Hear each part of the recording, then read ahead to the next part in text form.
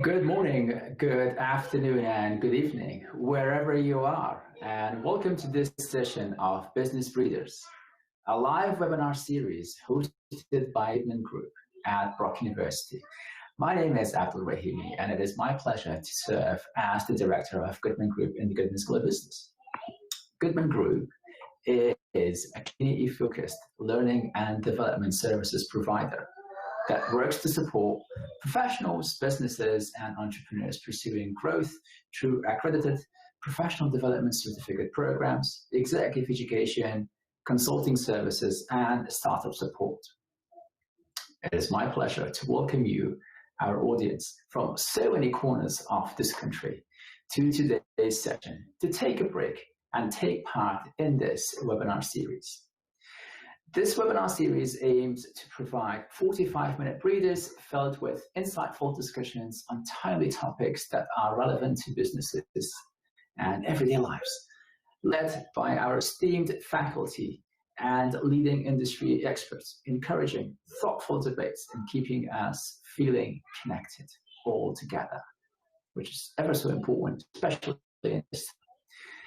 This webinar series is hosted on Wednesdays from 11 to 11:45.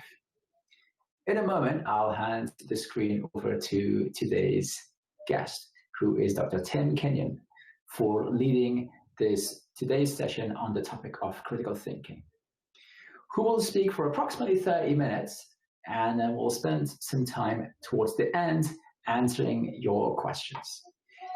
Just a reminder that you can pose your questions at the time of registration, or you can type those into the chat feature, which is live and open now, or you can tweet your questions at GSB Goodman Group, all one word. At the end of this webinar, I will provide details on how you can access today's webinar recording. Now, it is my distinct pleasure to introduce today's webinar lead.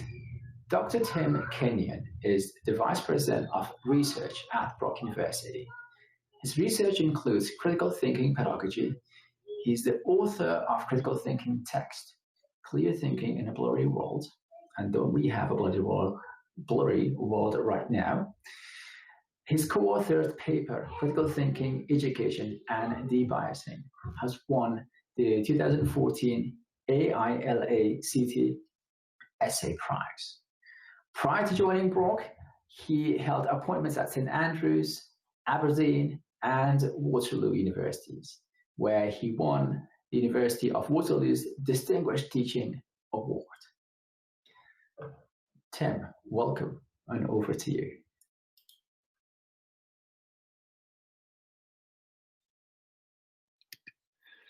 Thank you very much, Abdul. It's a pleasure to be here. I'm just going to share my screen so we can begin.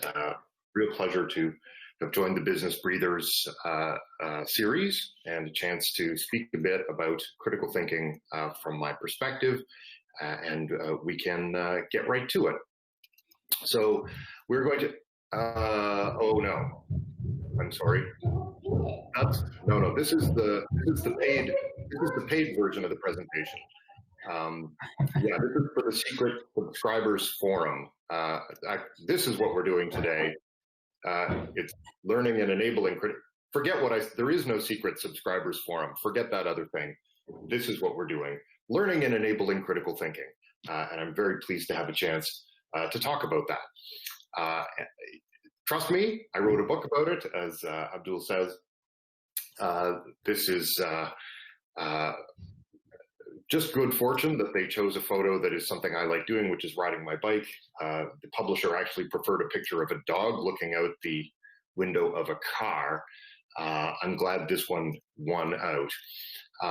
So I wrote a critical thinking text, and I've done some other work on the topic, and taught this course for many years to thousands of students.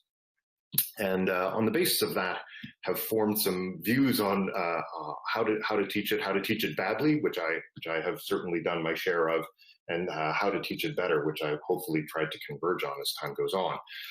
What I want to talk about today is a kind of a trajectory through thinking about what critical thinking is, what its promise is, and maybe what some problems are with thinking about its promise. Some more and less useful ways of how to conceive of critical thinking. I want to focus on the possibly surprising role of infrastructure, of systems level thinking, and of social skills in critical thinking. And I want to conclude with some thoughts about what that looks like in practice when we take those surprising elements seriously. So let's start by talking about critical thinking, its promise and problems. So virtually everyone nowadays thinks that critical thinking is really important, and lots of people think it's probably more important now than it's ever been. And they think that because they think there's so much change in the world, and there's so much uncertainty and instability. Technology has contributed to a rapidly changing environment. I think of this as like the Ferris Bueller model of why critical thinking is important. Life comes at you pretty fast, and yes, I'm old. But there's also the fact that in parallel with lots of people thinking critical thinking is extremely important is relatively little agreement on exactly what it is and how to implement it, what it amounts to. So it's not just provincial governments, federal governments, school boards, etc., who think that it's absolutely crucial to teach critical thinking. It's also kind of economic organizations, international organizations, not-for-profits, etc. So, just here's one example from a 2019 report produced by the OECD called Fostering Students' Creativity and Critical Thinking. And so here we have, this, as I was just saying, critical thinking and creativity are becoming increasingly important in the labor market, and they contribute to a better personal and civic life. And here we get that emphasis on contributing to and absorbing innovation. AI and robotics, automation are going to mean that the economy is changing fast. And so you need these more flexible level skills. And on one hand, that sounds perfectly true and laudable. On the other hand, we see, if you look at the report, you see even though the authors are very clearly aware that there are differences between critical thinking and creativity, the two are just kind of smushed together. And so we get this kind of emphasis on the importance of critical thinking, but we also get this idea that it can be taken in hand with something as variegated as creativity, and that they can just be kind of, there's something kind of smooshy about how it's conceived here. Similarly, here's a report from World Economic Forum from 2016, Global Challenge Insight Report, Future of Jobs. And again, there's an emphasis on the importance of critical thinking. It's listed as one of the core work-related skills in there. So, great. There's something very promising about critical thinking. We need more of it. We need to be doing more of it. And it's going to play an important role in the workforce. On the other hand, what is it? Well, here we see it listed as something different from things like cognitive flexibility, creativity, logical reasoning, active listening, reading comprehension. A lot of things that, intuitively you might think are part of critical thinking are listed quite distinct from it. So, I think it's forgivable to look at this list and think, well, what do they think is inside critical thinking if that stuff is outside? And when you look in the report, you see, here's some key skills, and this is under the domain of mathematics and computing jobs, in which we have, critical thinking listed as, kind of on an equivalent with complex problem solving, cognitive flexibility, mathematical reasoning, as if it's distinct from those things. So, you can look, this is extremely common. These are a couple of representative examples where you have agencies or groups that are emphasizing the importance of critical thinking, but they're also putting it forward in a way that doesn't seem to speak to a very richly detailed theory or much unanimity about what it is, what it amounts to from one kind of report to another. So what's going on there? I think this takes us to the question of more and yet less useful ways to think about critical thinking. And maybe what we're seeing with those two examples are reflected in the way that some people who work on critical thinking have focused on depicting it in terms of an inventory of the skills that are implemented when we do critical thinking. What is it, right? What do we actually do when we are critical thinkers? So, this is from Robert Ennis's quote unquote, a super streamlined conception of critical thinking. Robert Ennis is a gifted and influential theorist about critical thinking and critical thinking education. But I have a bone to pick here, and you'll see what it is. So, here's one thing to say is already this doesn't look super streamlined, and let's be honest. But what's clear we're getting is we're embarking on a long list of all the things that somebody could do, or all the virtues somebody could demonstrate in being a critical thinker. You're getting this kind of extensional story of, here's the collection of all the things that a critical thinker will, in the fullness of time and in enough context, eventually have to do. And we see things like, seek alternative hypotheses, explanations, conclusions, be well informed, right? I mean, individual sub-points here are bringing in a lot, presupposing a lot of complexity. So it's not clear how much of an explanation we're getting here about what we're talking about. And then this continues, right? We go on here. Critical thinkers have to seek and offer reasons. They have to identify and formulate questions. They have to avoid intimidating or confusing others. This is decreasingly streamlined as we go on. They have to analyze arguments. They have to judge the credibility of a source, right? They have to look for agreement among sources. These are extremely complicated and richly detailed abilities that are built into individual items. Look at some of these. Point 6, subpoint A, class logic. Point 6, subpoint B, conditional logic. That's a project. There's a lot of complexity built in here. We've got the entirety of non-demonstrative and inductive reasoning built in there, and eventually I just made it really small so we could get through it. So what's my concern here? Well, it isn't. The problem here isn't that this isn't, in fact, a super streamlined theory, though it isn't. And the problem is certainly not that what Ennis is saying here is false. It's not false. It's perfectly correct. These are all things that are going to enhance critical thinking. These all look like implementations or manifestations of critical thinking. What I'm pointing out is that this doesn't really give us a handle on saying what it is that's going on with critical thinking, right? What makes these things critical thinking, other than being a kind of exhaustive list of things that critical thinkers will do. And we don't actually have to go to this exhaustive list in order to see this same kind of phenomenon. So we could look at just higher level definitions. This is from Facione, another very influential definition of critical thinking in the literature.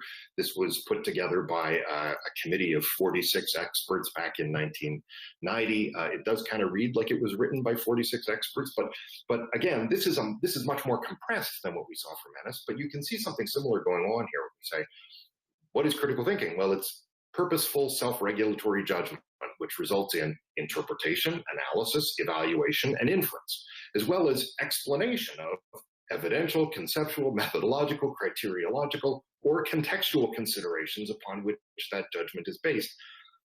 So again, on one hand, I want to say, sure, I'm certainly not saying that's wrong. It's not false. I'm just not convinced that it's illuminating, right? Because it just seems like this exhaustive inventory of virtues. We can see this again with Scriven and Paul, 2003. Critical thinking is the intellectually disciplined process of actively and skillfully conceptualizing, applying, analyzing, synthesizing, and or evaluating information gathered from or generated by observation, reflection, experience, reasoning, or communication as a guide to belief and action. Now, I'm just a guy here. Your mileage may vary, but I look at this and I think, this isn't describing critical thinking. This is describing thinking. This is so exhaustive, such a complete taxonomy of cognitive processes and operations. But really what we're doing here is describing thinking in order to make sure we don't leave out anything that could be involved in critical thinking. So I think, I look at something like this and I think really what makes this about critical thinking is the word skillfully. But all that other stuff is just thinking. And of course, if critical thinking is skillful thinking, again, I'm not going to say that's false, but I'm not sure that it's terribly illuminating. And one last thing that I want to say about these kinds of often quite influential definitions, and that is there's something often very atomistic or relentlessly first personal about them. And that's important for what we're going to see momentarily. So we have from Fascioni, we understand critical thinking to be purposeful, self-regulatory judgment. Scriven and Paul say it's self-guided, self-disciplined thinking. Paul and Elder say it's self-directed, self-disciplined, self-monitored, and self-corrective thinking. This is all very selfie. It's all very selfie kind of stuff. There's something kind of atomistic, individual. Critical thinking is a problem that you confront as an individual, and you confront it about yourself. And it's on you, right, to make your thinking better. That's really the perspective that's kind of built in, sometimes implicitly, in these cases, explicitly, into these perspectives. So, again, I'm not saying that any of this is in some direct way false. The self-emphasis is probably the closest that I would get to saying there's something empirically false about this, right? Because there is considerable empirical evidence from psychology that simply as an individual trying to self-regulate your distorted reasoning is not a very successful strategy, right? Maybe we can talk a bit more about more useful approaches. So rather than trying to give a definition, maybe we can just resort to partial characterizations as a place to start. So we can think of critical thinking as reasoning competently, reliably, and open-mindedly to reach accurate conclusions and make sound decisions in many different contexts. There's nothing earth-shattering about that partial characterization. Ennis, Fascioni, Paul and Elder, Scriven and Paul, they all have, single sentence descriptions that are, every bit as sensible and straightforward as that. But what I like about this partial characterization is that it emphasizes the many different contexts bit, which is what we want from critical thinking, right?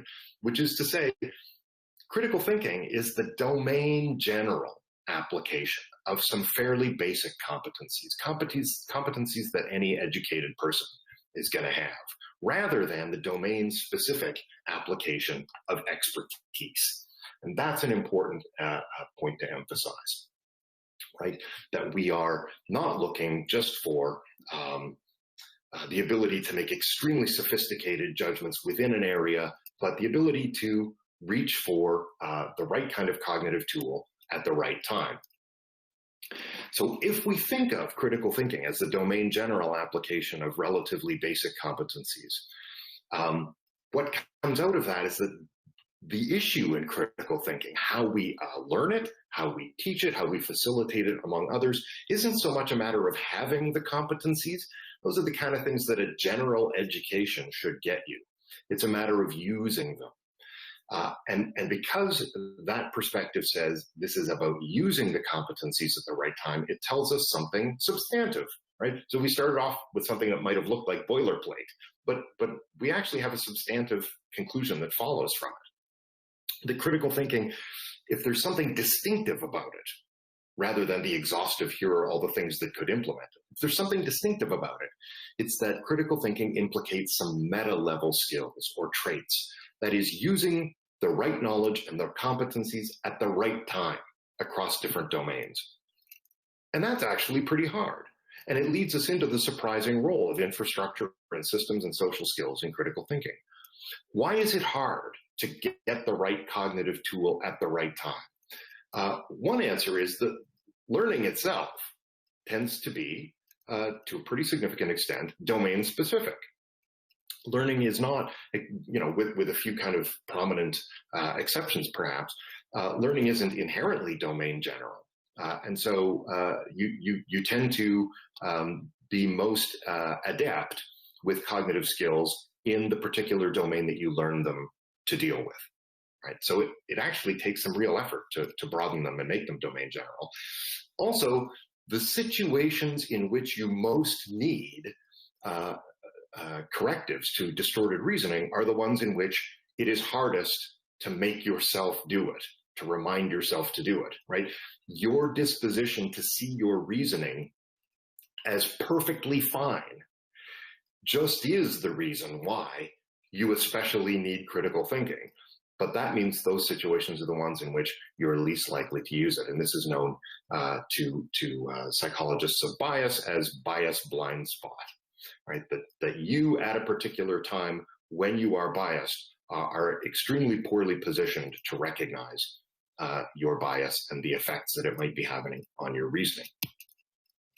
So how do we address that? How do we come back at that? Well, one thing you can do is, training and cross domain practice can go a long way here, right? You can inculcate habits of checking situations for particular kinds of reasoning patterns. You can try to develop the habit of stepping back and asking, what are the hidden assumptions here, or other kinds of red flags. But when we frame the critical thinking problem, how do we think more critically? How do we identify distortions in our reasoning? How do we interpret information that we're receiving through the appropriate kinds of critical lens? To frame that as a problem of self-regulation, self-monitoring, self-correction creates the least tractable version of the critical thinking problem. That's why critical thinking is so deeply facilitated by that problem of how to check the numbers when you need to check the numbers, how to check moral assumptions when you need to, how to check causal connections when you need to. This is greatly eased by having reliable peers around you to notice, right, those things and to let you know, or having infrastructure that draws your attention to these things, or having processes, workplace processes, learning processes, ordinary life processes that make those checks and those reviews automatic, right? Rather than putting it all on you to be self this and self that, right? To find ways of surrounding yourself with physical, informational, and social infrastructure, and then training yourself to defer to those as appropriate.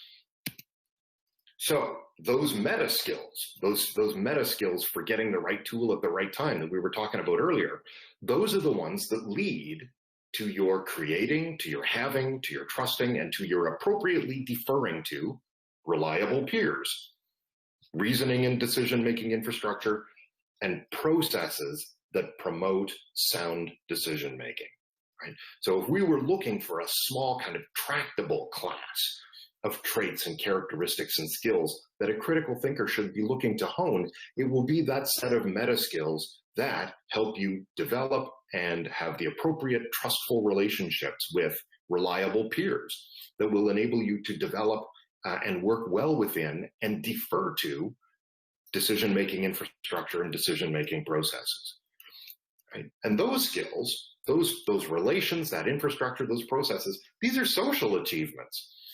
These aren't kind of lone wolf reasoning smarter than everyone else in the room achievement. These are social collaborative achievements and shared endeavors, and the kind of trust and the kind of deference that they require depend crucially on social abilities, emotional maturity, and emotional virtues.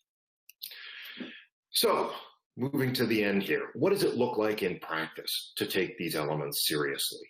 Well, in an organization or as an individual, it means providing infrastructure, social, informational, and physical, that critical thinking presupposes. So in your organization, if critical thinking requires, say, certain kinds of collaboration or information sharing between people, how does the physical architecture that you're putting people in promote that, right? That's a question to ask yourself about physical infrastructure you're providing to people, or the physical infrastructure that you're resting content with, once you recognize that critical thinking in that context requires certain kinds of interaction or certain kind of collaboration. At the informational level, if critical thinking in your organization requires certain kinds of informed colleagues, what are you doing to provide the information? What opportunities to provide information have you offered? How are you incentivizing the acquisition and the use of that information? If critical thinking requires learning from error, how are you teaching and incentivizing and promoting the kind of intellectual humility that leads to learning from error? So this is something that is going to depend on the difference, say, between modeling critical thinking as debate. And there are lots of places, to my chagrin, where debate is used as a critical thinking learning tool, because the idea is, well, you learn how to put your idea forcefully, and you learn how to spot flaws in other people's presentations of their ideas. All right, fair enough, that sounds good. But from that kind of social skill and emotional skill perspective, that is also training to promote your own view, to win at all costs, and particularly to find flaws in other people's views, right? Contrast that with exercises that culminate in saying to somebody else, you were right, I was wrong, right? And that's a phrase, I'll tell you, that I've long told students. I'm giving them the keys to the universe when I tell them, if you can learn to say that and mean it in situations where it's appropriate, and to err on the side of generosity in choosing the situations where you say it, there's not much you can't do. I recognize that that's advice that is gendered and racialized, right? That admitting error puts women at greater risk of being dismissed. It puts people of color at greater risk of being dismissed. But this too is one of the important reasons for focusing on saying you were right and I was wrong. And that is that the recipients of your saying that are also learning something when you say you were right and I was wrong. What they're learning is that they merit a particular kind of epistemic deference, right? That their view matters as well. And that creates a kind of social context, a socio-professional context in which people are comfortable sharing their insights, their perspectives. So by saying that to somebody else, you set yourself up to receive their best input framed in a constructive way, that they don't feel they have to kick the door down to get through to you. And that means the next time they share information with you, it's going to be, in a picnic basket delivered in front of the door. Taking these elements seriously makes a difference to how we think of structuring the socio-professional context in which we live and work. It's a matter of showing that you value that people contribute and accept constructive epistemic improvements. I say epistemic improvements instead of criticism. I think constructive criticism strikes many people as a kind of contradiction in terms. But offering people ways to improve their epistemic situation and being emotionally prepared to accept that from other people without being defensive, without feeling like you personally have been insulted.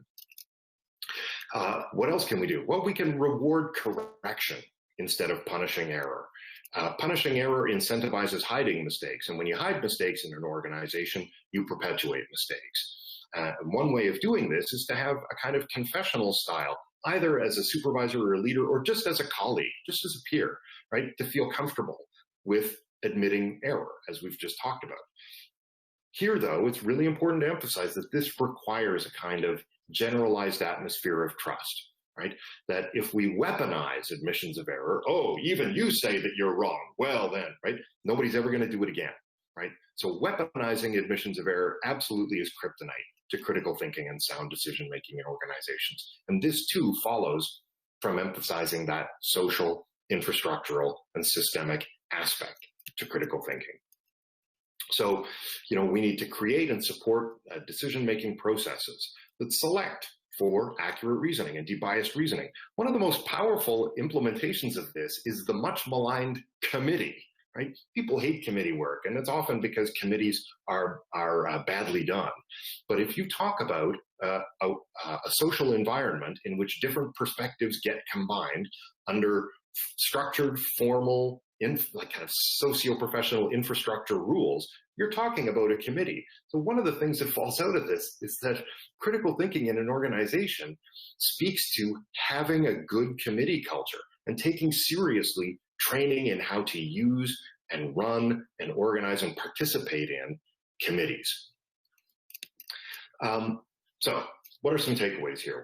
We're at the end of our time. First of all, a reminder, nobody owns the phrase critical thinking. There's a lot of enthusing about critical thinking that is not univocal, right? That there's kind of equivocations between different people who are saying critical thinking is something we need more of. It's not clear everybody's talking about the same thing. Critical thinking involves every aspect of thinking, but it isn't very usefully characterized just in terms of all the aspects of thinking, right? It's worth looking for things that are more characteristic, a smaller, more tractable set of skills, traits, and abilities that are characteristic of critical thinking, even though in application, critical thinking is just going to be all kinds of thinking. But what we're looking for when we talk about critical thinking is something that is flexible and general, something that's importantly contrasted with expert reasoning in a domain. Experts in a domain can be very poor critical thinkers, even with respect to the skills they exercise at the highest level within their expertise. So critical thinking is something more general and flexible than that. And the elements that enable it are social, environmental, emotional. And what this leads us to when we take that seriously is the idea that critical thinking is actually broadly collaborative and social. In organizations, as well as individually, it's enhanced through designed physical structure, designed informational structure, and designed social infrastructure that includes culture, interpersonal relationships, and professional processes.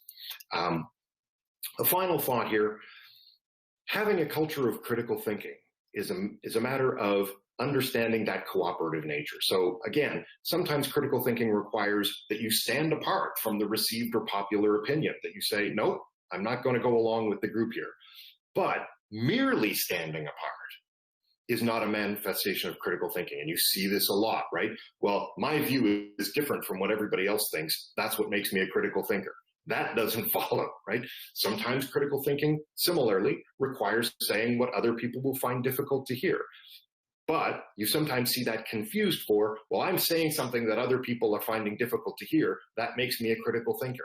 No, it might make you a jerk, right? And, you know, was it Carl? Oh, good. But anyway, as a long-standing quote, they laughed at Robert Fulton, they laughed at the Wright brothers, but they also laughed at Bozo the Clown, right? So it's important not to confuse some of the things that can happen when you're a critical thinker with things that actually demonstrate that you're a critical thinker. So few things are more often or commonly justified under the auspices of critical thinking than being a jerk. And you see that on social media, you can see it on Twitter every day. But that's not critical thinking, and don't be a jerk. So I will stop there, and happy to answer questions as they come in. And I'll stop sharing my screen now. Tim, thank you very much for that. That was quite insightful. We've got a number of questions in here, and there are a couple of mine in there as well. So I'll throw all of those in the mix, and we'll get your thoughts on those on this very fascinating topic of critical thinking. So a lot of critical thinking comes from judging, looking at the sources, but all of these things, as we're using our own judgment and perhaps looking at some of the sources, we may be biased by our own environment, our own background, and a number of other factors that may affect our biases. How would you advise for catering and overcoming for those biases when it comes to critical thinking? That's a great question. So this really is at the heart of the idea that critical thinking is facilitated as a kind of social endeavor, right? That process of debiasing or recognizing that our reasoning can be subject to distortive influences is in its hardest form when you have to try and solve it yourself. And we have a fair amount of empirical evidence now from the psychology of biases that tell us not just that people aren't great at debiasing themselves by kind of, well, I reviewed my own internal thoughts, or, I consulted my intentions, and it turns out, nope, I'm good, right? Not only is that not a reliable way of debiasing, it's in a horribly unfair turn. It's often a way of increasing your level of bias because it increases your confidence, wrongly increases your confidence in the judgment you've settled on. And this is why a system that involves surrounding yourself with other people, surrounding yourself at the right times with other people who are appropriately qualified and who are reliable in the right way and who you trust, and then deferring to their judgment when they say, I just feel like you might be coming at this from a perspective that's skewing your reasoning a little bit. Can you hear that without chucking your toys out the pram, right? That's an emotional skill, but it's one that promotes critical thinking because it enables you to break out of that circle of bias blind spot and tap into the insights that other people have. And you, in turn, will do that for them. The social skill in your doing it for them is offering them that epistemic improvement in a way that isn't mean-spirited or triumphalist or weaponized, right? But is genuinely helpful and constructive. So that's part of the kind of social infrastructure that can help us be critical thinkers, even though at any particular moment on any particular topic, sure, there's a wide palette of distortive influences that are coloring my judgments. Here's another one that came through through our chat, Fei chat. What advice would you give an individual looking to develop their critical thinking skills? Well, let me tell you about a book. No, I would say, and here too, maybe this reflects my, if not my biases, at least the character of my experience. I think there's a lot to be said for dedicated critical thinking courses. And I say that even though I know that, right now, if you look at the curricula, all the way from kindergarten right up to PhD studies, you will find that every course, every program, every educational endeavor has as one of its intended outcomes to promote critical thinking, right? So everybody's teaching it all the time, which makes it not quite a paradox, but a little weird that everybody also thinks we need so much more of it.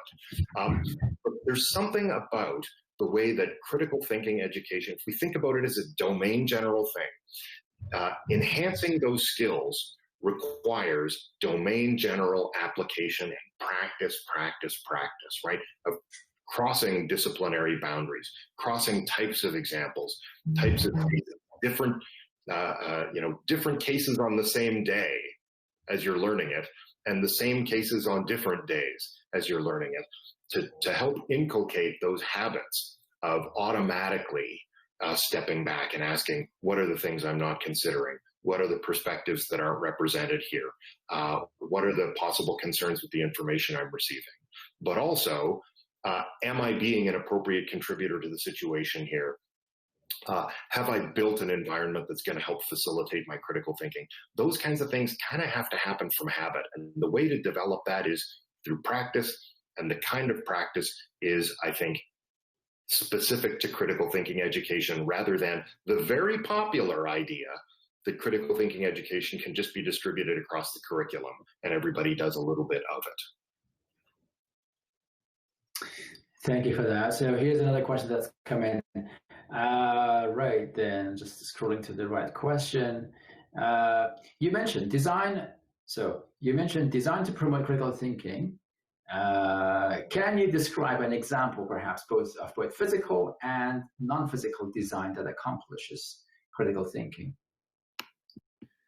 Yeah, absolutely. One of the clear examples of the physical case is the now well-known case of the symphony orchestra in Vienna, which is basically a textbook case at this point, which for many years had no women.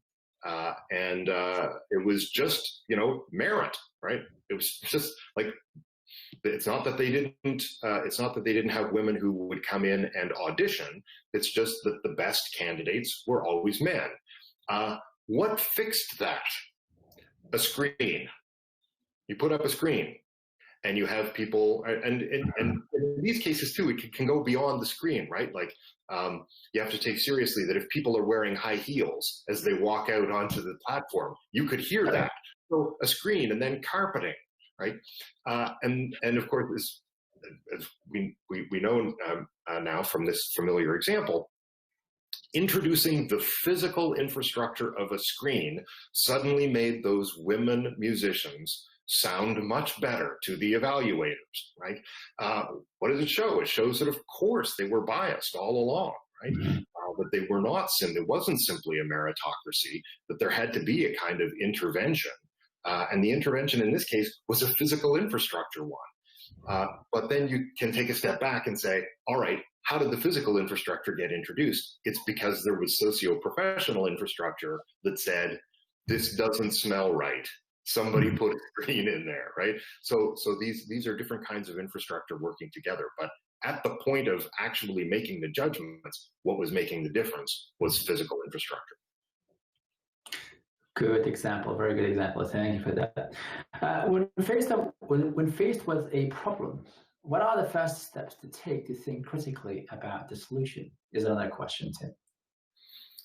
Right. So, I think I'm reluctant to think of things at that level of generality, because there is, I think, no such thing as just a problem in isolation, right? A problem could be an interpersonal problem between two people who have a long history, or a problem could be a design product, designing a product that hasn't yet been requested, say, by the market, or it could be a problem of trying to respond to a pandemic by trying to find some kind of vaccine. Right. So I would hesitate to say, well, here's the recipe, here's the algorithm, right? I don't think there is a recipe, and I don't think there is an algorithm. I know this may sound like a cop-out, and there are things that we could say like, well, bear in mind the importance of stepping back, bear in mind the importance of thinking about what questions haven't been asked, whose perspective hasn't been represented here. Does what I'm hearing make sense? But I think as soon as you try to reduce things to a recipe like that, you are progressing back towards the I'm an individual with a list of things that I need to do, rather than saying every problem is situated in a context. What have I done to build that context in a way that makes it well suited to the problems specific to that context? Fair enough. Now that's fairly broad. Thank you for those insights, Tim. Thank you so very much. We're getting to the end of the time that we have designated here, so I want to take this opportunity to thank you very much for your insights into the area of critical thinking. And when you start teaching those classes on critical thinking, I suspect you're going to have more than a few that would want to join and register for those classes. So look forward to seeing those come up as and when they arrive. Thank you. I mentioned earlier in this earlier in the hour that I will be providing information on how to find the recording for this session, and that will be sent to all of you who had registered for this program, for this seminar. That will be sent to your inboxes. Look for an email from us in the next couple of days with the link to this recording and material from this presentation.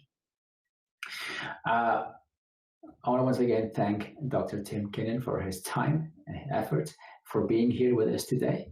And I also want to thank all of you from coming from the many corners of the country, taking time out of your busy schedule and taking a breather, catching your breath with us here this morning. Next week, we will be joined by Dr. Madeline Law, who will be talking about the topic of bridging the gap between knowledge and action, and how we can use that to enhance organizational performance, an area that is hot and trending as we are setting more into the pandemic scene. So that is, again, next week, July 15th at 11 to 11:45. Until then, I wish you well and stay safe.